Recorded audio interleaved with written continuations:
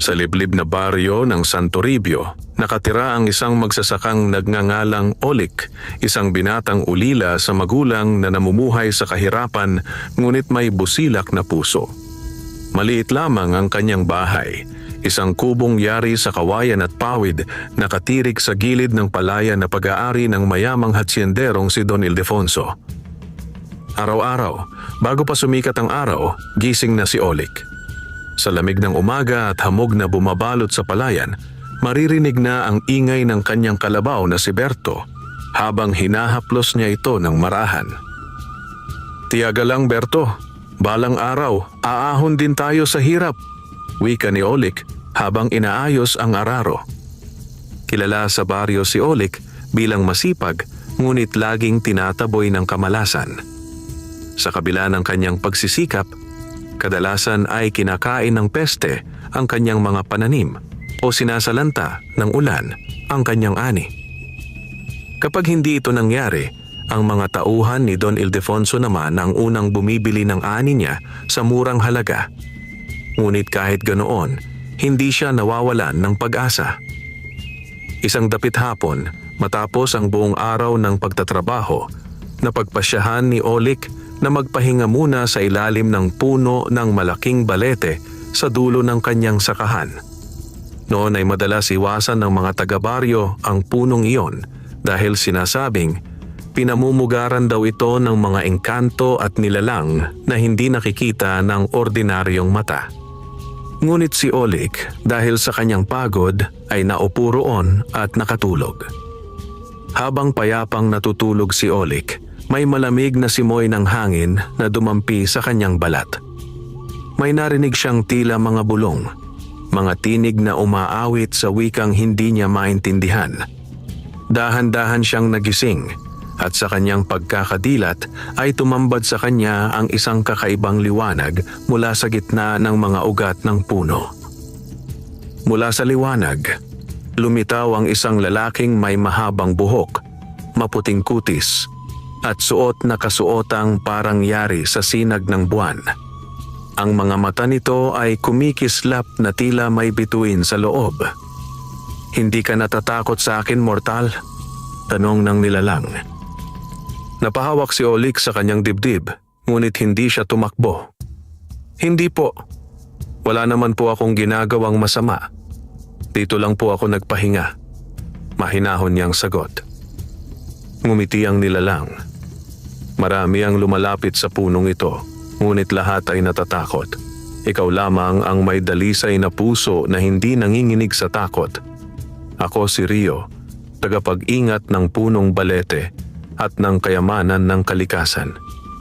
Nagulat si Olik. "Engkanto ka po ba?" Tumango si Rio. "Oo, at matagal na kitang pinagmamasdan, Olik. Sa kabila ng kahirapan mo, hindi mo iniiwan ang kabutihan. Ang puso mong iyon ang dahilan kung bakit napili kitang tulungan." Sa isang iglap, kumislap ang paligid ng liwanag. Ang lupa sa paligid ay tila nabuhay. Ang tuyong palayan ay naging luntian at ang mga palay ay tila biglang lumago na parang hinaplos ng mahika. "Mula ngayon," sabi ni Rio, "ang bawat butil ng palay na iyong itatanim ay pagpapalain. Ngunit tandaan mo, ang yaman ay hindi para sa kasakiman. Ito'y para sa kabutihan ng kapwa." Naiyak si Olik sa tuwa. Yumuko siya bilang paggalang sa engkanto. "Pangako ko po, Rio. Gagamitin ko ang biyayang ito para makatulong sa iba." Ngumiti si Rio at unti-unting naglaho sa hangin. Naiwan ang malamig na simoy at ang liwanag ng buwan na tila sumasaksi sa kanilang kasunduan. Kinabukasan, nang bumalik si Olik sa kanyang bukid, nagulat siya. Ang dating lupang hindi tinutubuan ay ngayoy puno ng mga gintong palay. Makintab, matitibay at mabangong mabango. Tinawag niya ang kanyang kalabaw. "Berto! Tingnan mo to! Baka nananaginip lang ako." Ngunit hindi iyon panaginip. Nang araw na iyon, nagsimula ang pagbabago sa buhay ni Olik. mula sa pagiging mahirap na magsasaka tungo sa pagiging pinagpala ng isang engkanto. Kinabukasan, tila nagising sa panaginip ang buong baryo ng Santo Toribio. Ang bukid ni Olik na dati tuyot, wasak at halos walang tumutubong palay ay ngayon ay kumikislap sa ilalim ng araw, tila ginintuan. Ang bawat tangkay ng palay ay mataas, mabigat at tila pinahiran ng liwanag. Ang mga kapitbahay na dati nag-aakalang wala ng pag-asang yumaman si Olik ay hindi makapaniwala sa kanilang mga mata. "Diyos ko, Olik, anong ginawa mo sa lupa mo?" Tanong ni Mang Tano, isang matandang magsasaka na matagal nang kakilala ni Olik. "Wala naman akong ginawang kakaiba, Mang Tano," sagot ni Olik habang ngumiti. "Basta po nagdasal lang ako at nagtiwala sa Diyos at sa kabutihan ng kalikasan." Hindi niya binanggit ang engkantong si Rio sapagkat naramdaman niyang dapat iyon ay panatilihing lihim, isang sagradong pangako. Nanganihin ni Olik ang mga palay, napansin niyang kakaiba rin ang bigas. Sa bawat palay na giniling, lumalabas na may bahid ng gintong kintab.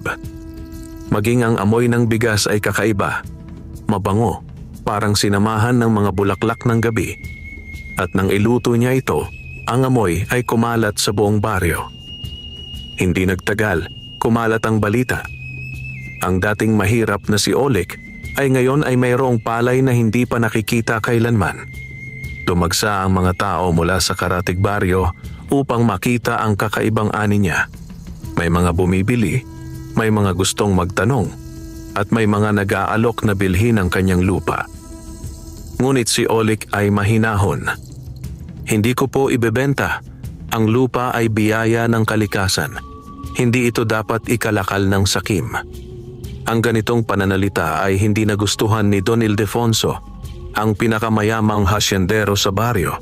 Isang matandang lalaking palaging nakasuot ng mamahaling barong, may baston at may mukha ng taong sanay sa pag-uutos.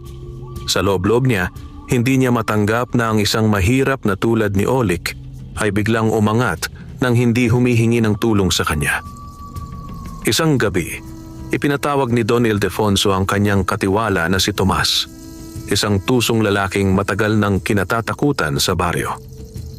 "Tomas," wika ni Don Ildefonso, habang hawak ang baso ng alak, "alamin mo kung anong ginagawa ng Olik na yan. Hindi ako naniniwalang milagro lang ang nangyari sa kanya. May sikreto yan." Tumango si Tomas. "Opo, Don. Susundan ko po siya." Kinabukasan, sinundan nga ni Tomas si Olik. Nakita niyang si Olik ay madalas pumunta sa puno ng balete tuwing dapit hapon. Doon siya nakaupong tahimik, parang may kinakausap. Hindi alam ni Tomas na nakikipag-ugnayan si Olik kay Rio, ang engkanto. Agad siyang bumalik sa hasyenda upang iulat iyon. "Don, nakita ko. Lagi siyang dumadaan sa puno ng balete. Parang may kausap. Baka may nilalang na tumutulong sa kanya." "Engkanto?" Napangisi si Don Ildefonso. "Kung engkanto nga, kailangan kong makuha ang kapangyarihang iyon." Habang nag-uusap sina Don Ildefonso at Tomas, sa kabilang dako ay muli na namang nagpakita si Rio sa ilalim ng balete. "Olik," wika ng engkanto, "ramdam ko ang panganib. May taong naiinggit sa biyayang ibinigay ko sa iyo. Tandaan mo, ang kasakiman ay apoy na kumakain ng kaluluwa. Hindi ko sila gustong labanan, Rio. Gusto ko lang mabuhay ng payapa at makatulong sa iba. Iyan ang dahilan kung bakit patuloy kang pagpapalain. Ngunit mag-ingat ka. Ang yaman ay susubok sa puso mo." Lumuhod si Olik bilang paggalang. "Hindi ko po kakalimutan ang mga paalala ninyo." Mula noon, tuwing dapit hapon, nagbibigay si Olik ng maliit na alay ng kanin at gatas sa paanan ng puno bilang tanda ng pasasalamat sa engkanto. Hindi niya alam, iyon pala'y higit pang nagpatibay sa kanilang koneksyon, isang ugnayan ng tao at kalikasan. Samantala, habang lumilipas ang mga araw, lalong nagngingit-ngit si Don Ildefonso. Nakikita niyang dumarami ang tao sa paligid ni Oleg. Mga bumibili, mga humihingi ng tulong at mga batang natutulungan ng binata. Ang dating katahimikan ng baryo ay napalitan ng pag-asa. Hindi ko hahayaang ang isang dukha ang manguna sa akin, maring sabi ni Don Ildefonso sa kanyang sarili. Kung engkanto ang nagbibigay ng kayamanan sa kanya, kukunin ko rin iyon. Isang gabi ng kabilugan ng buwan, nagpasya si Don Ildefonso at si Tomas na pumunta sa puno ng balete upang hanapin ang nilalang na nagbibigay ng yaman kay Oleg.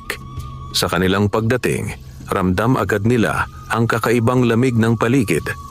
Ang mga kuliglig ay natahimik at ang liwanag ng buwan ay tila lumabo. Sa ilalim ng puno, may liwanag na bughaw.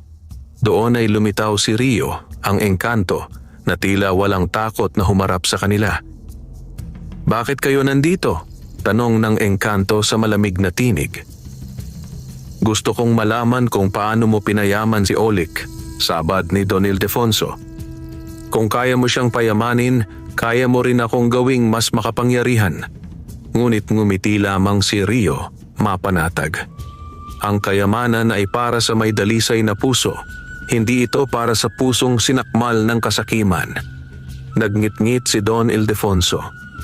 "Walang engkantong makapipigil sa akin," sigaw niya habang hinampas ng baston ang mga ugat ng puno. Biglang yumanig ang lupa at mula sa ilalim ng mga ugat ay lumabas ang itim na usok, isang babala. "Nagkamali ka ng hinamon, mortal," bulong ni Rio. Ang hangin ay lumakas, ang mga dahon ay nagliparan at ang buwan ay tila lumabo sa dilim. Sa gabing iyon, nagsimula ang sumpa na magbabago sa kapalaran ng buong baryo. Makalipas ang gabing iyon ng kabilugan ng buwan, nagbago ang ihip ng hangin sa baryo ng Santo Toribio. Parang may kakaibang puwersang gumising sa kalikasan. Ang mga ibon ay bihira ng umawit, ang hangin ay malamig kahit tanghali, at ang mga tao ay nagsimulang makarinig ng mga bulong tuwing gabi. Ang lahat ng ito ay nagsimula noong sinaktan ni Don Ildefonso ang ugat ng punong balete, ang tahanan ng engkantong si Rio. Sa kalaliman ng gabi, habang payapang natutulog si Oleg sa kanyang kubo, naramdaman niyang gumagalaw ang lupa. Tumayo siya, kinuha ang gaserang ilaw at lumabas. Nakita niyang ang punong balete sa malayo ay nagliliwanag ng mapusyaw na bughaw. Tila humihinga, tila nagdurusa. "Rio?" tawag ni Oleg, nag-aalala. "Anong nangyayari?" Mula sa ugat ng puno ay lumitaw si Rio, nakapikit, tila may sugat sa dibdib. Ang kanyang katawan ay nagliliwanag ngunit may bahid ng pulang liwanag, senyales ng pagkasira ng balanse ng kalikasan. "Nasaktan ng puno. At ako rin," mahinang wika ni Rio.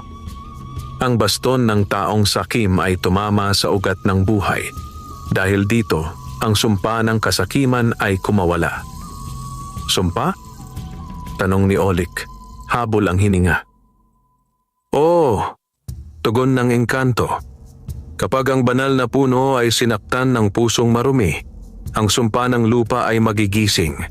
Lalaganap ang pagkasira at ang mga sakim ay magdurusa. Ngunit ikaw, Oleg, ay may tungkuling gagampanan. Ikaw ang itinakdang tagapangalaga ng lupa." Sa isang kisap mata, hinawakan ni Rio ang noo ni Oleg. May bughaw na liwanag na sumiklab at naramdaman ni Oleg ang kakaibang init sa kanyang mga palad. Nang tignan niya ito, nakita niyang ang balat niya ay tila kumikislap. May mga ugat ng liwanag na dumadaloy sa kanyang katawan. "Ano to, Rio?" tanong ni Oleg, nanginginig. "Iyan ang biyaya ng balete," paliwanag ni Rio. "Simula ngayon, nararamdaman mo ang pintig ng lupa. Kaya mong gamutin ang tuyong lupa, pasiglahin ang mga halaman, at marinig ang tinig ng kalikasan. Ngunit huwag mo itong gamitin sa galit o paghihiganti, sapagkat ang biyayang iyan ay may kapalit." Hindi na nakasagot si Oleg. Sa sobrang gulat, napaluhod siya sa harap ng engkanto. Ngunit sa loob ng puso niya Alam niyang ang kanyang buhay ay hindi na magiging gaya ng dati. Kinabukasan, nagulat ang buong baryo. Ang mga tanim ni Don Ildefonso ay nalanta. Ang mga baka at kabayo ay nagkasakit at maging ang ilog sa gilid ng kanyang hasyenda ay biglang nagkulay itim. Anong sumpa ito? Sigaw ng matandang Don habang nagwawala sa gitna ng kanyang mga tauhan. Hindi ito maaari. Hindi ako papayag. Ngunit kahit anong utos niya, walang mabuting resulta. Ang bawat binhi na kanyang itanim ay natutuyo. Ang bawat butil ng lupa ay tila nagiging abo. Samantalang sa kabilang dako, ang mga pananim ni Olik ay lalong sumigla. Mas makintab, mas malusog at parang pinagpala ng hangin at araw. Dahil dito, lalong tumindi ang inggit ni Don Ildefonso. Habang ginagampanan ni Olik ang kanyang gawain, napansin niyang may kakaiba siyang nararamdaman. Kapag hinahawakan niya ang lupa, naririnig niya ang tinig ng kalikasan. Kapag may tuyong halaman, kusa itong nabubuhay kapag hinaplos niya. Isang araw, may batang babae mula sa baryo, si Mila, anak ng isang mangingisda, ang lumapit sa kanya. Umiiyak ito dahil nagkasakit ang kanyang ina. Kuya Olik, tulungan mo po si nanay. Hindi na siya makabangon. Wala kaming pera para sa manggagamot. Naluha si Olik. Hindi niya alam kung ano ang dapat gawin, ngunit may boses sa kanyang isip na marahang nagbubulong. Ang biyaya ng kalikasan ay para sa lahat. Pumunta siya sa bahay ni Mila at nakita niyang nanghihina nga ang ina nito. Dahan-dahan niyang hinawakan ang kamay ng babae at sa paghawak niya ay kumalat ang bughaw na liwanag mula sa kanyang mga palad. Ang paligid ay tila nagliwanag at naramdaman ng babae ang init at ginhawa. Makalipas ang ilang sandali, nagmulat ng mata ang ina ni Mila, malusog, malakas at walang bakas ng sakit. Salamat, salamat anak, sabi ng babae habang umiiyak. Simula noon, kumalat ang balita na may kakayahang manggaling sa lupa at hangin si Olik, ang magsasakang pinagpala ng engkanto. Samantala, sa loob ng kanyang malaking bahay, si Don Ildefonso ay lalong naggitngit. Hindi ako maniniwala na isang dukha ang nagtaglay ng ganitong kapangyarihan. Hindi siya banal. May nilalang na nasa likod niya. Tinawag niya si Tomas. Pumunta ka sa mangkukulam sa kabilang baryo. Sabihin mong kailangan kong makuha ang lakas ng engkanto. Gamitin mo ang kahit anong paraan. Hindi ako papayag na siya lang ang pagpapalain.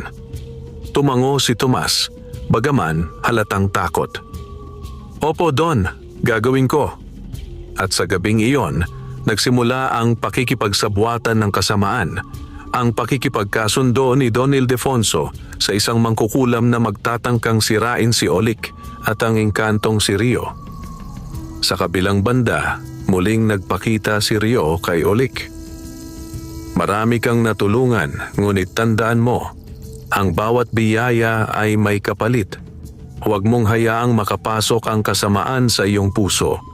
Darating ang mga pagsubok, huwag kang bibitiw. Tumingala si Olik sa liwanag ng buwan. Hindi po ako bibitaw, Rio.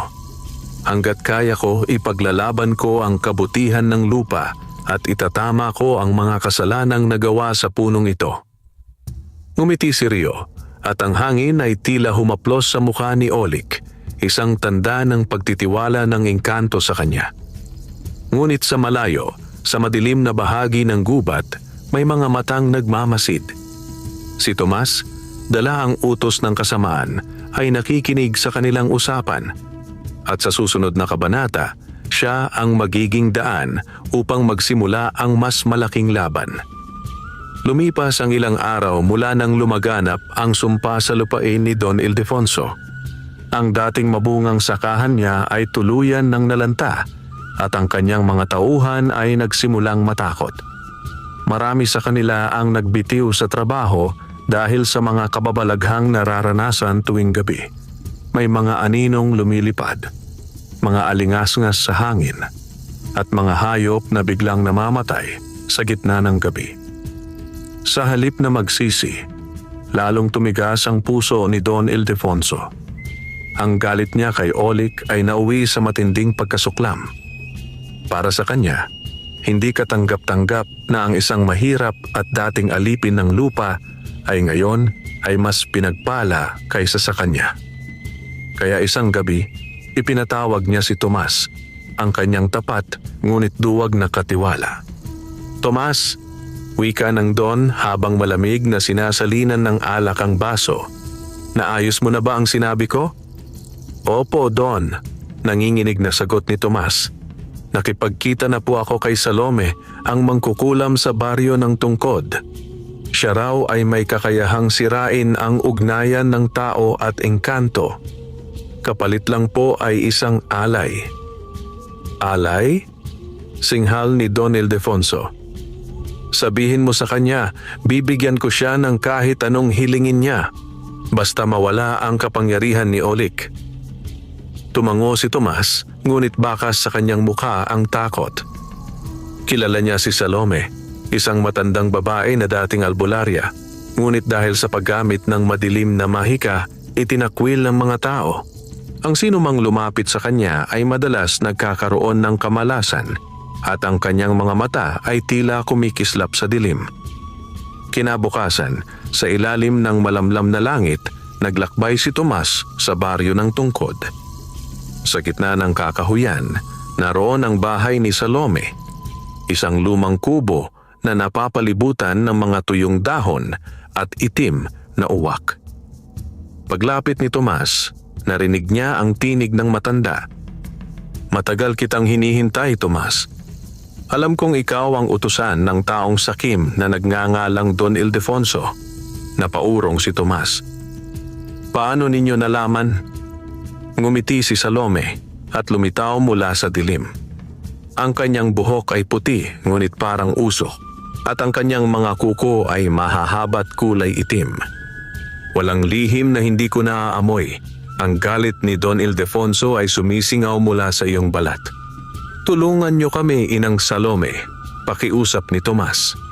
"May engkantong tumutulong kay Olik. Gusto ng Don kong sirain ang kanilang koneksyon. Bigyan mo kami ng paraan." "Maaari," sagot ni Salome habang inilalabas ang isang maliit na garapon ng itim na langis. "Ngunit ang kabayaran ay hindi ginto o pilak. Ang kapalit ay dugo. Dugo ng taong may kasalanan sa kalikasan." Naguluhan si Tomas. "Anong ibig ninyong sabihin?" Ngumiti si Salome. "Ang dugo ni Don Ildefonso mismo. Kung gusto niyang sirain ang kapangyarihan ng lupa, kailangan niyang ialay ang sarili niyang dugo sa ilalim ng balete sa gabi ng pagdilim ng buwan." Napalunok si Tomas. Alam niyang delikado iyon, ngunit takot siyang tumanggi. "Sasabihin ko sa kanya," wika niya at mabilis na tumakbo pabalik ng hasyenda, dala ang garapon ng sumpa.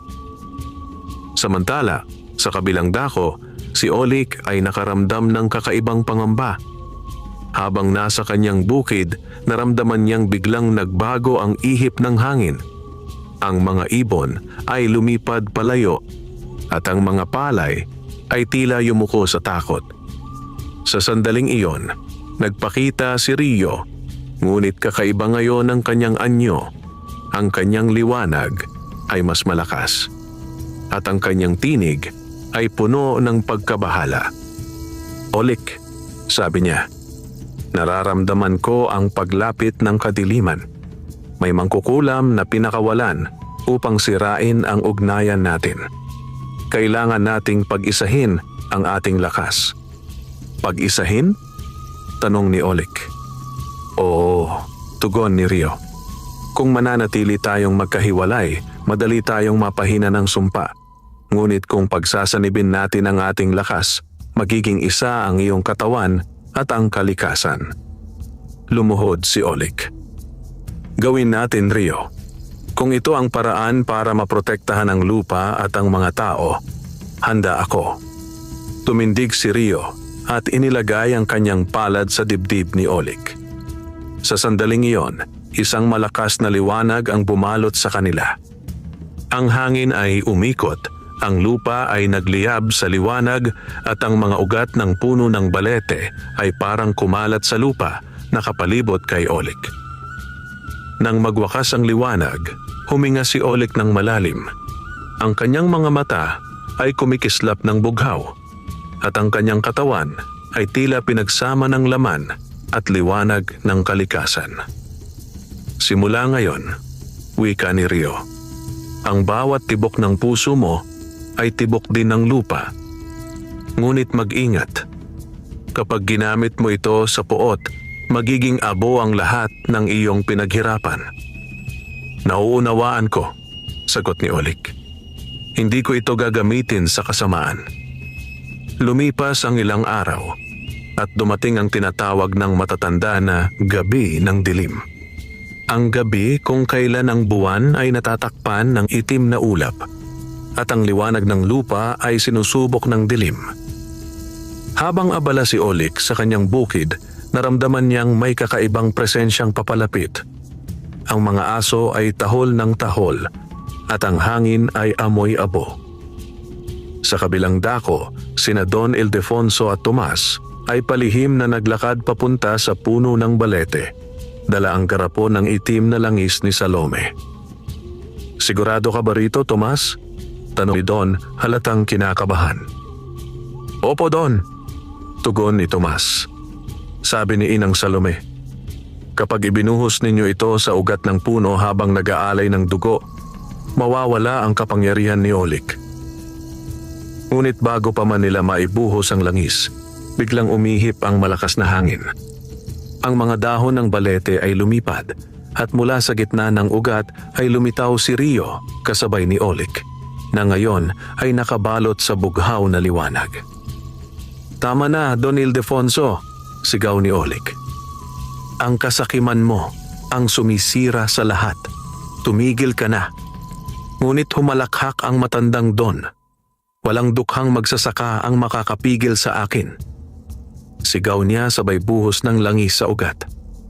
Biglang kumidlat, malakas, nakakabulag at sumabog ang lupa.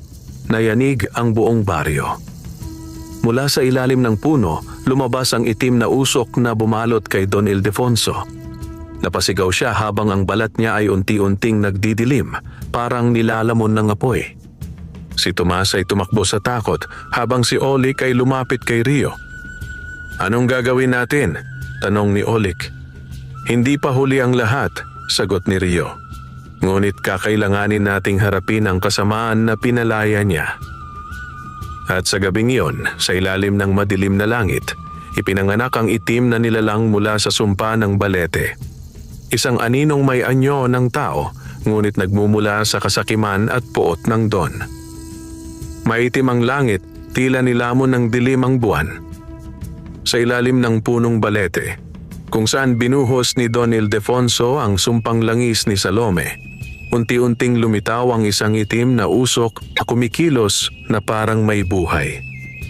Sa bawat pag-ikot nito, may mga matang nagliliyab ng pula at ang anyo nito ay unti-unting nagiging tao, ang nilalang ng kasakiman. Ang nilalang ay may balat na parang abo at bawat galaw nito ay nagiiwan ng amoy ng nasusunog na kahoy. Mula sa kanyang dibdib ay lumalabas ang mga aninong parang ahas at ang tinig nito ay mababa, malalim at nakakasindak. Ako ang bunga ng kasakiman at puot, sabi ng nilalang. Ang kalikasan ay sinaktan at ako ang hatol. Napasigaw si Don Ildefonso. Hindi! Hindi ko ito hiniling. Gusto ko lang ng kapangyarihan. Ngunit huli na. Lumapit sa kanya ang nilalang at hinawakan ang kanyang dibdib. Sa isang iglap, sumigaw siya sa sakit habang ang kanyang balat ay kumulubot at ang kanyang mga mata ay lumabo. Ang kanyang kayabangan ay napalitan ng takot. Ang kasakiman ay may kapalit, wika ng nilalang. Ngayon magiging alipin ka ng iyong sariling pagnanasa. Sa isang iglap, nilamon ng anino si Don Ildefonso at ang kanyang katawan ay naglaho sa hangin. Naiwan na lamang ang kanyang baston, nakabaon sa lupa. Si Tomas, na nagtatago sa mga damuhan, ay halos mabaliw sa nakita. Tumakbo siya pabalik ng baryo, ngunit saan man siya pumunta, sinusundan siya ng malamig na hangin. Sa gitna ng kaguluhan, si Olik ay nakatayo sa tabi ng punong balete. Ang kanyang mga palad ay nagliliwanag sa bughaw na liwanag at ang hangin sa paligid niya ay umiikot. Naririnig niya ang tinig ni Rio na tila nagmumula sa kanyang puso. Olik, ang nilalang na iyon ay hindi basta masasakop ng lakas. Ito ay nilikha mula sa kadiliman ng tao. Kailangan mong gamitin ang liwanag ng lupa at ng puso mo. Huminga ng malalim si Olik at tumutok ang kanyang tingin sa nilalang. Kung ikaw ang sumpa ng kasakiman, ako naman ang biyaya ng kabutihan. Itinaas niya ang kanyang mga kamay at mula sa kanyang mga palad ay lumabas ang bughaw na liwanag na tila kidlat. Ang mga ugat ng lupa ay gumalaw, bumalot sa mga paa ng nilalang. Ngunit malakas ang nilalang. Sa bawat hampas nito, ang lupa ay nagkakabitak-bitak. Ang mga ugat ay napupunit at ang mga puno sa paligid ay natutumba. Hindi mo ako matatalo, nilalang ng tao, sigaw ng anino. Ang bawat kasalanan ng mga mapanlamang ay nagbibigay sa akin ng lakas. Ngunit hindi umurong si Olik. Sa halip, tumingin siya sa langit. Kung ang mga kasalanan ng tao ang iyong pagkain, hayaang ang kabutihan ng puso ang magpahina sa iyo. Mula sa itaas, bumaba ang liwanag ng buwan. Ang bughaw na enerhiya ni Rio ay bumalot kay Olik at ang kanilang mga tinig ay nagsanib. Rio! Gamitin natin ang liwanag ng balete. Hawak mo na ito, Olik. Sundin ang tibok ng lupa. Itinaas ni Olik ang kanyang mga kamay at ang punong balete ay biglang nagliwanag. Ang mga ugat nito ay tumubo, gumapang at bumalot sa paligid ng nilalang. Ang lupa ay nagningning sa bughaw at berde. Ang nilalang ay sumigaw, nanginginig sa galit. Hindi mo ako mapipigil. Hanggat may kasakiman sa puso ng tao, mananatili akong buhay. Ngunit hindi mo kailanman matatalo ang kabutihan, sagot ni Olik. Sa huling sandali, sinapian ng bughaw na liwanag ang katawan ni Olik. Ang kanyang mga mata ay kumislap at mula sa kanyang dibdib ay lumabas ang liwanag na tila puso ng araw. Tinamaan ang nilalang at ang anino ay unti-unting natunaw sa liwanag. Sumigaw ito habang naglalaho at sa huling sandali ay narinig ni Olik ang bulong nito. Hindi pa ito ang katapusan. May mga puso pang marurumi. At tuluyang naglaho ang dilim. Pagkatapos ng labanan, unti-unting bumalik ang liwanag sa paligid. Ang buwan ay muling lumitaw at ang hangin ay naging banayad. Sa lupa, nakaluhod si Olik. Pagod, nanginginig, ngunit buhay. Sa tabi niya, muling nagpakita si Rio, ngunit ngayon ay tila nanghihina. Magaling, Olik. Pinatunayan mong ang puso ng tao ay kayang manaig sa dilim. Ngunit bakit tila mahina ka, Rio? Tanong ni Olik. Ngumiti ang engkanto. Ang labanan ay kumain ng aking lakas. Kailangan kong magpahinga sa loob ng balete. Sa loob ng ilang panahon, ikaw muna ang magiging tagapangalaga ng kalikasan. Tumulo ang luha ni Olik. Hindi ko po kayo pababayaan, Rio. Ipagpapatuloy ko ang inyong turo. Ngumiti si Rio at unti-unting naging liwanag, pumasok sa loob ng puno. Ang balete ay kumislap ng sandali bago muling nanahimik. Kinabukasan, nagising ang mga taga-baryo na tila bagong umaga ng pag-asa. Ang mga halaman ay sariwa, ang hangin ay mabango, at ang ilog ay muling naging malinaw. Lumapit ang mga tao kay Olik, may halong pagkamangha at paggalang. Salamat, Olik, sabi ni Mang Tano. Ikaw ang dahilan kung bakit nabuhay muli ang aming mga pananim. Ang baryo ay may bagong pag-asa. Ngumiti si Olik. hindi ako ang dapat pasalamatan. Ang kalikasan at kabutihan ang tunay na tagapagligtas. Mula noon, itinuring siya ng mga tao bilang tagapangalaga ng balete, ang magsasakang pinagpala ng engkanto. Ngunit sa ilalim ng kagubatan, sa malayo, may mga matang muling nagbubukas, mga aninong nalalabi mula sa sumpa. Sapagkat totoo ang sinabi ng nilalang, hanggat may kasakiman, mananatili ang dilim. Makalipas ang ilang linggo mula nang mapuksa ni Olik ang nilalang ng kasakiman, muling bumalik ang katahimikan sa baryo ng San Toribio. Ang mga tao ay nagsimulang magtanim muli, ang mga hayop ay muling nagsigla, at ang ilog ay tila may buhay na tubig, malamig, malinaw, at kumikislap kapag tinatamaan ng araw. Ngunit sa kabila ng lahat ng ito, si Olik ay nakakaramdam ng bigat sa kanyang dibdib. Tuwing gabi, naririnig niya ang mga bulong mula sa kagubatan, mga tinig na tila nagmumula sa hangin, nagsasabing hindi pa tapos ang lahat. Isang gabi, nakatulog si Olik sa ilalim ng punong balete. Sa kanyang panaginip, nakita niya si Rio, ngunit ngayon ay tila nagdurusa. Ang paligid ay madilim at sa kanyang harapan ay may mga aninong gumagapang sa lupa. Olik, wika ni Rio sa mahinang tinig. Ang nilalang na ating nilabanan ay may iniwang binhi ng dilim. Sa bawat pusong nagtatago ng inggit, doon ito tumutubo. Anong ibig ninyong sabihin? Tanong ni Olik. Akala ko'y tapos na ang lahat. Hindi pa, Olik.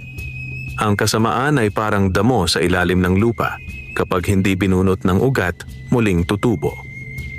Isa sa mga taga-baryo ang dinapuan ng dilim. Nagising si Olik, pawis na pawis. Ramdam niya ang lamig ng hangin at ang kakaibang kirot sa kanyang mga palad. Nang tumingin siya sa puno ng balete, napansin niyang may bahagyang itim na usok na bumabalot sa ugat nito, tila senyales na may bagong panganib.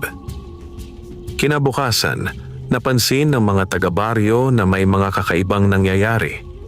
Ang mga tanim sa bukirin ni Mang Tano ay unti-unting nalalanta. Ang mga manok ni Aling Rosa ay namamatay ng walang dahilan. At sa gabi, may mga nakakakita raw ng aninong naglalakad sa gilid ng ilog, itim, walang muka, ngunit may mga mata na nagliliyab ng pula. Baka masamang espiritu, sigaw ng mga matatanda. Baka sumpa ng punong balete, dagdag ng iba. Nagtungo si Olik sa gitna ng baryo upang kausapin ang mga tao. Huwag kayong matakot, sabi niya. Babantayan ko ang ating lupa. Ang mga anino ay hindi magtatagumpay kung tayo'y magtutulungan. Ngunit sa likod ng karamihan ay may isang lalaking tahimik, si Tomas, ang dating katiwala ni Don Ildefonso. Matapos ang lahat ng nangyari, siya ay halos mabaliw sa takot at pagsisisi. Ngunit ngayon, tila may kakaibang ningning sa kanyang mga mata, parang may bumubulong sa kanyang isip. Sa gabi, habang umiiyak si Tomas sa labas ng kanyang kubo, narinig niya ang pamilyar na tinig. Tomas, sino ka? Sigaw niya, nanginginig. Mula sa kanyang likuran, may bumalot na malamig na hangin. Ang anino ni Don Ildefonso ay lumitaw, hindi bilang tao, kundi bilang isang itim na espiritu. Hindi ako tuluyang nawala, Tomas, wika ng tinig. Nasa dugo mo pa rin ang kasakiman. Tumulong ka sa akin noon, at ngayon, kailangan ko ulit ang iyong tulong. Huwag, ayokong bumalik sa dilim, sigaw ni Tomas. Ngunit bago pa siya makatakbo, ang anino ay pumasok sa kanyang katawan. Napasigaw siya ng malakas at ang kanyang mga mata ay nagbago mula sa kayumanggi tungo sa maitim na kulay abo. Mula noon si Tomas ay hindi na ang dating siya. Ang dating duwag na katiwala ay naging lalaking may pusong nilamon ng anino. Kinabukasan, nagpunta si Mila sa bahay ni Olik, takot na takot. Kuya Olik, sigaw niya. Si Mang Tomas, nakita ko po kagabi, naglalakad sa ilog na parang walang malay. May mga itim na usok sa paligid niya. Napakunot ang noo ni Olik. Ang tinig ni Rio sa panaginip, tama siya. Dali-daling nagtungo si Olik sa ilog. Dala ang kanyang tungkod na may ukit ng mga dahon at ugat, isang simbolo ng basbas ni Rio. Pagdating niya roon, nakita niya si Tomas na nakatayo sa gitna ng tubig. Ang kanyang mga mata ay kumikislap sa pula at ang kanyang mga kamay ay may mga bakas ng itim na enerhiya. "Tomas!" sigaw ni Olik. "Labanan mo yan! Hindi ikaw yan!" Ngunit ngumiti lamang si Tomas. "Huli na, Olik. Ang kasakiman ni Don Ildefonso ay nasa akin na. At ngayon, ang sumpa ng lupa ay muling bubuhayin." Biglang kumulog. Ang tubig sa ilog ay nag-umapaw at mula rito ay lumabas ang mga maliliit na aninong hugis tao, mga nilalang ng dilim na tila gawa sa usok at galit. Tumindig si Olik, itinaas ang kanyang mga kamay at nagdasal sa hangin. "Rio, bigyan mo ako ng lakas ng kalikasan." Mula sa lupa, sumibol ang mga ugat at dahon, bumalot sa kanyang katawan. Ang bughaw na liwanag ay muling bumalik sa kanyang mga mata. "Kung gusto niyong sirain ang lupa, dadaan muna kayo sa akin." Nagbanggaan ang liwanag at dilim. Sa bawat hampas ni Olik ng kanyang tungkod, ang lupa ay nagliliyab sa bughaw na enerhiya. Ang mga anino ay nagsisigaw habang natutunaw, ngunit mas marami pang sumusulpot. Sa gitna ng labanan, lumapit si Tomas. Hawak ang baston ni Don Ildefonso na ngayon ay naglalabas ng itim na liwanag. "Hindi mo ako matatalo, Olik. Ang kapangyarihan ng kadiliman ay bahagi ng bawat tao." "Totoo," sigaw ni Olik. "Ngunit hindi mo rin maitatanggi. Ang kabutihan ay bahagi rin ng bawat puso." Muling sumabog ang bughaw na liwanag. Tinamaan si Tomas at sa sandaling iyon, nakita ni Olik ang luha sa kanyang mga mata. Tila nakikipaglaban siya sa loob. "Olik, tulungan mo ako." Mahina niyang sabi bago siya bumagsak sa lupa. Ang mga anino ay biglang naglaho. Ang katahimikan ay bumalik. Lumapit si Olik at niyakap si Tomas. "Tapos na. Wala nang kasakiman. Patawarin mo ang sarili mo." Sa huling hininga ni Tomas, ngumiti siya. "Salamat. Sabihin mo kay Rio, malaya na ako." Pagkatapos ay pumikit siya at ang kanyang katawan ay naging abo na tinangay ng hangin. Habang nakatingala si Olik sa langit, narinig niya ang mahinang tinig ni Rio. "Magaling, Olik. Ngunit alalahanin mo, hindi lahat ng kadiliman ay nasa labas. Minsan, ito'y nasa puso ng tao.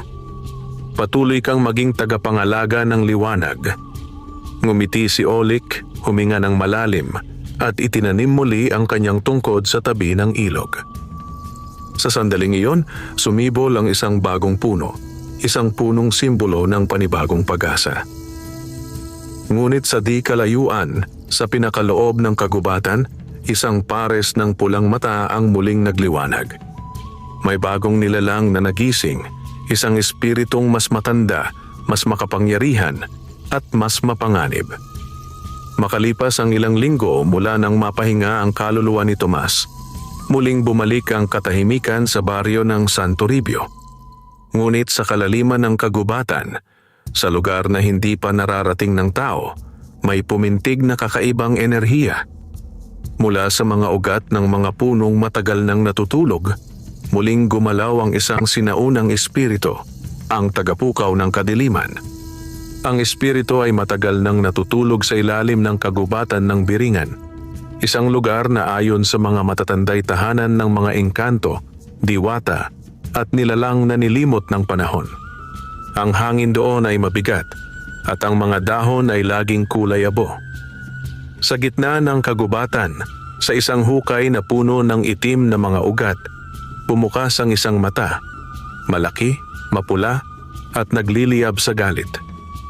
Ang balanse ay nasira, bulong ng espiritu. Ang liwanag ng balete ay ginising. At ngayon, panahon ng bumangon ng dilim.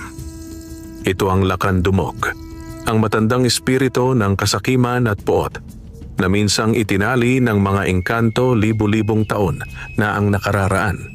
Siya ang pinagmulan ng lahat ng sumpang unti-unting nabubuhay tuwing nagiging sakim ang tao. Mula sa kanyang hukay, naglabasan ang mga aninong hayop, mga uwak na may pulang mata, mga ahas na gawa sa usok, at mga nilalang na walang anyo. Sa bawat paghinga ng lakandumog, ang kagubatan ay tila nagdidilim at ang lupa ay nagiging abo. Habang si Olik ay natutulog sa ilalim ng punong balete, naramdaman niyang tila tinatawag siya ng hangin. Ang liwanag ng buwan ay malamlam at sa kanyang panaginip ay muling nagpakita si Rio. Ngunit ngayon ay nakabalot sa bughaw na liwanag, tila isang aninong may alab. Olik, wika ni Rio. Ang balanse ng mundo ay muling nasusubok. May espiritong nagising sa kagubatan ng Biringan. Siya si Lakan Dumog, tagapagdala ng kasakiman at galit ng mga tao. Isa siyang nilalang na mas matanda pa sa akin. Paano natin siya mapipigilan, Rio? Tanong ni Olik, hawak ang dibdib na tila sumisikip. Hindi mo siya mapipigilan ng mag-isa, sagot ni Rio. Kailangan mong hanapin ang tatlong mutya ng kalikasan. Ang mutya ng tubig, mutya ng hangin at mutya ng apoy. Kapag nagkaisa ang tatlong ito, maaari mong iselyo muli ang espiritu. Saan ko po sila matatagpuan? Ang mutya ng tubig ay nasa ilog ng Biringan, binabantayan ng sirenang engkanto na si Myla. Ang mutya ng hangin ay nasa bundok ng Tanaw, hawak ng puting ibong tagapagbantay. At ang mutya ng apoy ay nasa ilalim ng lupa sa pugad ng mga diwata ng bulkan. Kung ganoon, sagot ni Olik, lalakbay ako. Kahit anong panganib, haharapin ko. Ngumiti si Rio. Tandaan mo, Olik, ang tunay na lakas ay hindi sa kapangyarihan ng lupa, kundi sa kabutihan ng puso. Kapag napuno ka ng takot o galit, doon papasok ang dilim. Kinabukasan, tinipon ni Olik ang mga taga-baryo. Sa gitna ng liwanag ng araw, sinabi niya ang kanyang layunin. May bagong panganib na darating. Kailangan kong maglakbay sa kagubatan ng Biringan. Hindi para sa akin kundi para sa ating lahat. Ang mga tao ay natigilan. Si Mila, na laging kasama ni Olik, ay napaiyak. Kuya Olik, delikado ron. Sabi ng mga matatanda. Walang nakakabalik sa Biringan. Ngumiti si Olik. Kung hindi ako babalik, sana'y tandaan ninyo. Alagaan ninyo ang lupa, ang hangin at ang tubig. Huwag hayaang mamatay ang kabutihan sa puso ng tao. Binigyan siya ng mga tao ng pagkain, tubig at isang maliit na anting-anting na gawa sa buto ng kalabaw. Simbolo ng tapang at pagtitiwala ng baryo. Bago umalis, lumapit siya sa puno ng balete at hinaplos ito. Rio, gabayan mo ako. At sa isang iglap, humaplos ang hangin, parang sagot ng engkanto sa kanyang panalangin. Habang naglalakad si Olik patungo sa kagubatan, napansin niya ang pagbabago ng paligid. Ang mga punong dati berde ay naging kulay abo. Ang mga ibon ay hindi umaawit at ang lupa ay malamig.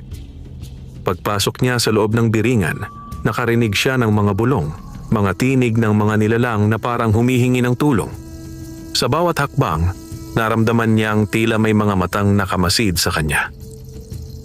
Maya-maya, isang malamig na hangin ang dumampi sa kanyang batok. Paglingon niya, may isang nilalang na lumitaw. Isang babae na may mahabang buhok, maputing balat at mga mata na tila lawa. Siya ay si Myla, ang sirenang engkanto na tagapag-ingat ng mutya ng tubig. Olik, anak ng lupa, wika ni Myla. Matagal ka naming hinihintay. Ang kagubatan ay umiiyak at ang mga ilog ay unti-unting nalalason ng dilim. Rio ang nag-utos sa akin na hanapin ka, sagot ni Olik. Kailangan ko ang mutya ng tubig upang isara muli ang sumpa. Ngumiti si Myla, ngunit may lungkot sa kanyang mga mata. Makukuha mo lamang ito kung mapatutunayan mong dalisay ang puso mo. Maraming tumangkang kumuha nito, ngunit silang lahat ay nilamon ng sariling kasakiman. Tumango si Olik. Subukin mo ako. Dinala siya ni Myla sa ilalim ng ilog ng Biringan. Doon, sa gitna ng mga sinag ng liwanag ng buwan na sumisilip sa tubig, lumitaw ang mutya. Isang bilog na kristal na asul, kumikislap na parang buhay. Ang sino mang humawak ng mutya ay makikita ang laman ng kanyang kaluluwa, wika ni Myla. Kung madilim ito, lulunurin siya ng tubig.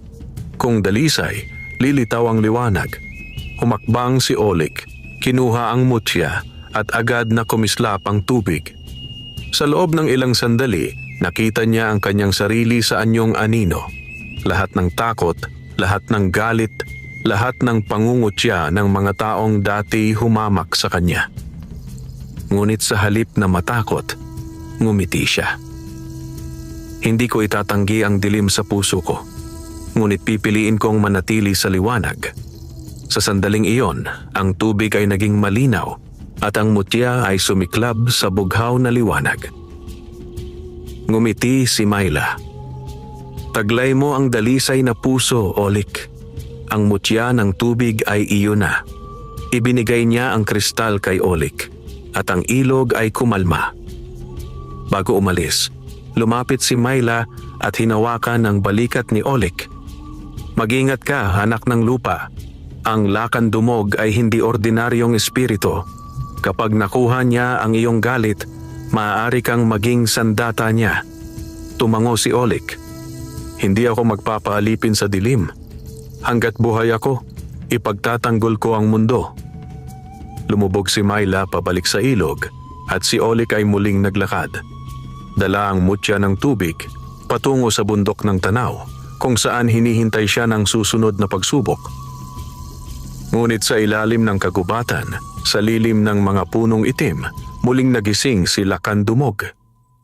Dumating na ang tagapagbantay, bulong niya. At kapag nakarating siya sa huling mutya, doon ko siya sisirain. Pagkatapos makuha ni Oleg ang mutya ng tubig mula sa sirenang engkanto na si Myla, naglakbay siya patungo sa Hilaga, sa bundok ng Tanaw, isang lugar na sinasabing tahanan ng mga nilalang ng hangin at ulap. Ang daan papunta roon ay matarik at madulas, puno ng hamog, at tanging ang mga may matatag na loob ang nakakarating sa tuktok. Dala ni Oleg ang bughaw na mutya sa kanyang supot na yari sa abaka. Sa bawat hakbang, nararamdaman niya ang malamig na hangin na tila may dalang bulong. Oleg! Oleg!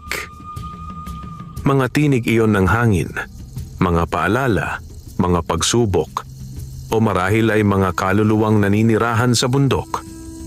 Habang paakyat si Oleg, napansin niyang kakaiba ang paligid. Ang mga puno ay tila naglalakad sa direksyon ng hangin at ang mga ulap ay bumababa, dumadampi sa kanyang muka na parang mga kamay na malamig at maamo.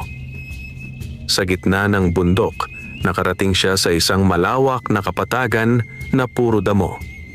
Dito, may nakita siyang malaking bato na may ukit ng mga simbolo ng hangin, mga linya at alon na tila kumikilos kapag tinatamaan ng liwanag.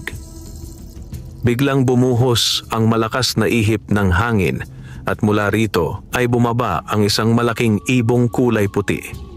Ang puting agila ng Tanaw ang tagapag-ingat ng mutya ng hangin. Ang mga pakpak nito ay kumikislap sa liwanag ng araw at ang bawat paglipad ay nagdudulot ng alon ng kapayapaan. Magsasaka ng lupa, bakit ka umaakyat sa bundok ng hangin? Tanong ng agila sa tinig na parang dumadagundong sa paligid. Lumuhod si Oleg bilang paggalang. Ako po si Oleg, tagapangalaga ng balete. Pinadala ako ng engkantong Siryo upang hanapin ang 3 mutya at isara muli ang sumpa ng kadiliman. Nakamit ko na po ang mutya ng tubig. Ngayon, nais kong kunin ang mutya ng hangin. Tahimik na tinitigan siya ng agila. Ang mga mata nito ay parang salamin. Nakikita ang kaluluwa ng bawat nilalang. Ang mutya ng hangin ay hindi basta nakukuha, sabi nito. Upang makamit mo ito, dapat mong mapatunayan na marunong kang magtiwala sa di nakikita at marunong kang magpatawad. Handa po akong subukin, sagot ni Oleg. Buong tapang ngunit may kababaang loob. Iniladlad ng agila ang kanyang malalapad na pakpak at sa isang iglap, tinangay ng hangin si Olik pataas hanggang sa siya'y lumutang sa ulap. Ang paligid ay puro puti. Wala siyang makitang daan, walang lupang masasandalan. Narinig niya ang tinig ng agila sa hangin. Ang hangin ay hindi mo nakikita, ngunit ito'y bumubuhay sa lahat. Kung hindi mo ito maramdaman, mawawala ka sa landas. Naramdaman ni Olik ang takot. Wala siyang maapakan. Wala siyang masilayan. Ngunit pinikit niya ang kanyang mga mata at inalala ang kanyang lupain, ang mga batang tinulungan niya at ang punong balete.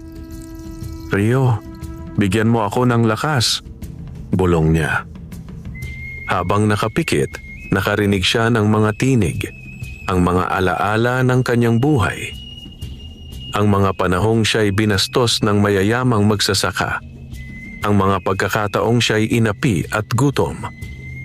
Ngunit kasabay ng lahat ng iyon, naalala rin niya ang mga taong nagtiwala sa kanya, ang mga ngiti ng mga bata at ang kabutihan ni Rio. Binuksan niya ang kanyang mga kamay at hinayaan ang hangin na dumaloy dito. "Hindi ko kailangang makita para maniwala," sabi niya. "Damdamin ko ang aking sandigan." Biglang lumiwanag ang paligid at mula sa hangin ay bumaba ang mga sinag ng liwanag. Mga hugis ibon na gawa sa ulap. Lumipad ang mga ito paikot kay Olik at sa gitna nila ay lumitaw ang mutya ng hangin. Isang maliit na kristal na kulay pilak na parang piraso ng ulap. Ngunit bago pa man niya ito makuha, biglang lumitaw ang isang anyo sa harap niya, si Don Ildefonso, ang taong pumatay sa kalikasan at nagdala ng sumpa. "Olik," sabi nito, "patawarin mo ako." Napaatras si Olik. "Hindi kita mapapatawad dahil sa iyo maraming nagdusa." Ngumiti ang imahe ni Don Ildefonso. "Kung gayon, hindi mo makukuha ang mutya ng hangin. Ang kabutihan ay hindi lamang sa pagtulong, kundi sa kakayahang magpatawad sa nakasakit." Tumigil si Olik. Ang galit sa kanyang dibdib ay parang bagyong ayaw tumigil. Ngunit naalala niya ang sinabi ni Rio. Ang kabutihan ng puso ay mas malakas kaysa sa kapangyarihan ng lupa. Huminga siya ng malalim at lumapit sa anino ng matandang Don. "Hindi kita nililimot, Don Ildefonso. Ngunit pinatatawad kita, hindi dahil karapat-dapat ka, kundi dahil ayokong maghari ang dilim sa puso ko." Pagkasabi niya noon, naglaho ang anino at nagliwanag ang hangin. Bumaba mula sa langit ang mutya ng hangin at lumutang ito sa kanyang mga kamay. "Matagumpay mo ang pagsubok," wika ng puting agila. "Ang mutya ng hangin ay sa iyo na. Ngunit mag-ingat ka.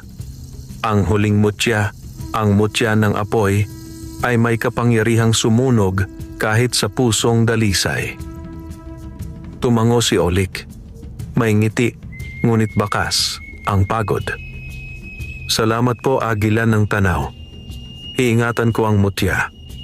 Bago siya umalis, dumapo ang agila sa kanyang balikat at nagbulong. Ang lakandumog ay hindi lamang espiritu. Siya ay dating tagapangalaga na nalunod sa inggit. Kapag nakaharap mo siya, huwag mong galitin ang dilim, kundi pag-aanin ito. Pagkatapos noon, bumalik ang agila sa ulap at si Olik ay muling bumaba ng bundok, dala ang dalawang mutya. Ngunit habang naglalakad siya sa paanan ng bundok, may malakas na hangin na biglang umihip. Dinala nito ang tinig ni Lakandumog, malamig, matalim at puno ng galit. "Dalawa na ang hawak mong mutya, Olik. Ngunit tandaan mo, kapag nakuha mo ang pangatlo, ikaw mismo ang magiging huling sisirain ko." Napatigil si Olik, ngunit sa halip na matakot, ngumiti siya. "Subukan mo, hanggat may liwanag, hindi kailanman magwawagi ang dilim." At muling lumakad ang magsasakang tagapangalaga ng balete patungo sa timog, kung saan naghihintay ang mutya ng apoy sa loob ng bulkan ng Alondagat, at kung saan sasalubungin niya ang pinakamapanganib na laban sa kanyang buhay. 2 na sa 3 mutya ang nasa mga kamay ni Olik, ang mutya ng tubig at mutya ng hangin. Ngunit ang huli at pinakamapanganib na bahagi ng kanyang misyon ay naghihintay pa, ang mutya ng apoy na sinasabing nakatago sa pinakaloob ng bulkan ng Alon-dagat, isang lugar na pinamumugaran ng mga diwata ng apoy at ng pinakamakapangyarihang espiritu ng init, ang Diwata Lyra. Bago pa man makarating si Olik sa paanan ng bulkan, ramdam na niya ang init ng hangin. Ang lupa ay nag-aalab at ang mga ulap ay kulay kahel na parang nasusunog. Sa bawat hakbang, may amoy ng asupre at abo. Ang mga punong nadaanan niya ay tuyot, ngunit sa ilalim ng mga ugat ay nararamdaman niya ang pintig ng buhay. Tila sinasabi ng lupa, mag-ingat ka. Sa di kalayuan, nakita niya ang isang matandang babae na nakaupo sa isang bato, nakasuot ng pulang saya na yari sa abo at bulak ng lava. Ang kanyang buhok ay kulay pilak, ngunit ang mga mata niya ay tila nag-aapoy. Ikaw ba ang anak ng lupa na hinirang ni Rio? Tanong ng matanda. Opo, sagot ni Olik habang yumuko bilang paggalang. Ako po si Olik, tagapangalaga ng balete. Dumating ako upang hanapin ang mutya ng apoy. Ngumiti ang babae at nagliwanag ang kanyang anyo. Mula sa matandang katawan ay lumitaw ang isang maringal na diwata na may mga pakpak ng apoy at buhok na tila nagliliyab. Siya si Lyra, diwata ng apoy, tagapangalaga ng init ng kalikasan at ng lakas ng loob ng tao. Matagal na kitang inaasahan, anak ng lupa, wika ni Lyra.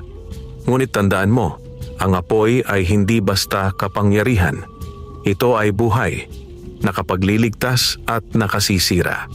Ang sinumang hindi marunong kumontrol ng sarili ay sinusunog nito. Nauunawaan ko po, tugon ni Olik. Handa akong subukin. Inangat ni Lyra ang kanyang kamay at ang paligid ay biglang nagbago. Si Olik ay napunta sa isang malawak na bulwagan ng apoy. Ang sahig ay lava, ang hangin ay mainit na parang hininga ng halimaw, at sa gitna ay may lumulutang na kristal na nagliliyab, ang mutya ng apoy. Upang makuha mo ito, wika ni Lyra, dapat mong harapin ang iyong sariling takot, ang apoy ng iyong puso. Biglang lumitaw sa harap ni Olik ang mga anino ng kanyang nakaraan. Nakita niya ang sarili niyang umiiyak noong bata pa nang mamatay ang kanyang mga magulang sa sunog ng sakahan. Narinig niya ang mga sigawan ng mga tao at ang kanyang sariling tinig na nagsisisi. Kung hindi ako natakot noon, baka nailigtas ko sila. Ang apoy sa paligid ay lumakas at ang hangin ay tila sinasakal siya. Hindi mo sila nailigtas, bulong ng tinig, dahil mahina ka. At ngayon susunugin kita tulad ng sinunog ng apoy ang iyong nakaraan. Lumuhod si Olik, nanginginig, ngunit hindi siya tumakbo. Oh, totoo, natakot ako noon. Ngunit hindi na ako tatakbo ngayon. Inilapat niya ang kanyang mga palad sa nag-aalab na lupa. Sa halip na masunog, ang apoy ay sumunod sa kanya, dumaloy sa kanyang mga kamay, pumasok sa kanyang dibdib at naging liwanag. Ang apoy ay hindi dapat katakutan, wika ni Olik. Ito ay dapat yakapin upang magbigay liwanag, hindi upang manira. Sa sandaling iyon, ang apoy sa paligid ay nagbago mula sa mapulang naglalagablab tungo sa gintong liwanag. Sa gitna nito, bumaba ang mutya ng apoy at dahan-dahang lumutang sa kanyang harapan. Ngumiti si Lyra, muling lumitaw sa harap niya. Pinatunayan mong marunong kang kumontrol ng sarili. Ang mutya ng apoy ay sa iyo na. Ibinigay niya ang kristal na nagliliyab na kulay ginto. Nang hawakan ito ni Olik, hindi siya nasunog. Sa halip, naramdaman niya ang init na nagbibigay lakas, hindi sakit. Ngunit pakinggan mo ang aking babala, anak ng lupa, sabi ni Lyra. Kapag pinagsama mo ang tatlong mutya, makakamit mo ang kapangyarihang higit sa isang engkanto. Ngunit kung gagamitin mo ito sa galit o paghihiganti, ang apoy ay lalamon sa iyo at ikaw mismo ang magiging bagong halimaw. Hindi ko po iyon hahayaang mangyari, sagot ni Olik. Ang kapangyarihan ay para sa lupa, hindi para sa sarili. Tumango si Lyra. Kung ganoon, humayo ka na. Sa ilalim ng bundok na ito, nararamdaman ko ang paggising ng Lakandumog. Hindi siya magpapahinga hanggat hindi niya nakukuha ang tatlong mutya. Biglang yumanig ang lupa. Ang paligid ay nagdilim at mula sa malayo ay narinig nila ang malakas na sigaw, isang tinig na puno ng puot at galit. Olik! Dagundong ng boses ni Lakandumog. Ang tatlong mutya ay hindi para sa iyo. Ako ang tunay na tagapangalaga ng lupa at ibabalik ko ang balanse sa pamamagitan ng apoy at dugo. Biglang umapaw ang lava mula sa paligid. Si Olik ay halos matumba, ngunit hinawakan ni Lyra ang kanyang balikat at nagbigay ng huling basbas. Gamitin mo ang tatlong mutya. Ipag-isa mo sila at hanapin ang liwanag sa gitna ng dilim. Sa sandaling iyon, pinagsama ni Olik ang mutya ng tubig, mutya ng hangin at mutya ng apoy sa kanyang mga kamay. Ang tatlong elemento ay nagningning, naghalo at nagbigay buhay sa isang malakas na liwanag na tumagos sa langit. Ngunit kasabay nito, sumabog ang bulkan. Ang apoy ay tumaas sa kalangitan, ang lupa ay yumanig, at mula sa abo ay lumitaw ang isang napakalaking nilalang na gawa sa usok, bato at apoy. Si Lakandumog sa kanyang ganap na anyo. Ang kanyang tinig ay umalingaw-ngaw sa buong paligid. Ngayon, magsisimula muli ang hatol ng lupa. Ang mga tao ay lulunurin sa sarili nilang kasakiman. Sa harap ng napakalaking halimaw, tumindig si Olik. Ang tatlong mutya ay nagliliwanag sa kanyang dibdib at ang kanyang katawan ay nakabalot sa bughaw, puti at gintong liwanag. Lakandumog, sigaw ni Olik. Ang tunay na tagapangalaga ay hindi nananakot kundi nagbabantay. Sa ngalan ng lupa at kalikasan, tatapusin ko ang iyong sumpa. At nagsimula ang pinakamalakas na labanan ng liwanag at dilim sa kasaysayan ng San Toribio. Yumanig ang buong lupa. Ang langit ay nagdilim at ang apoy ng bulkan ay tumagos sa alapaap. Ang paligid ay parang impyerno. Nag-aapoy ang mga bato at ang hangin ay amoy abo at asupre. Sa gitna ng kaguluhan, nagtagpo ang dalawang puwersa. Si Olik, ang tagapangalaga ng balete, at si Lakandumog, ang espiritong tagapukaw ng kadiliman. Nakatayo si Olik sa ibabaw ng batong nagliliyab. Sa kanyang dibdib ay nagliliwanag ang tatlong mutya, ang tubig, hangin at apoy. Ang mga kulay bughaw, pilak at ginto ay naghalo at sa bawat tibok ng puso niya ay dumadaloy sa lupa ang enerhiyang may buhay. Lakandumog, sigaw ni Olik habang hinahampas ng hangin ang kanyang mukha. Hindi ko hinahanap ang kapangyarihan. Ang hinahanap ko ay kapayapaan. Ngunit ang nilalang ay tumawa.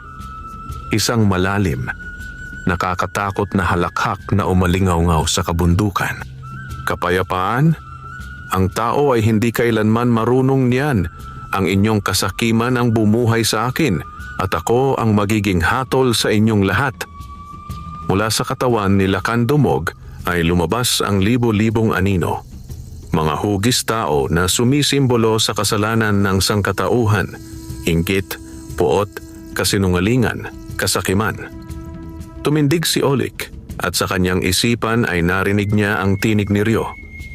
Olik, alalahanin mo, ang liwanag ay hindi kailangang labanan ang dilim. Ito ay dapat yakapin upang magbalik ito sa liwanag.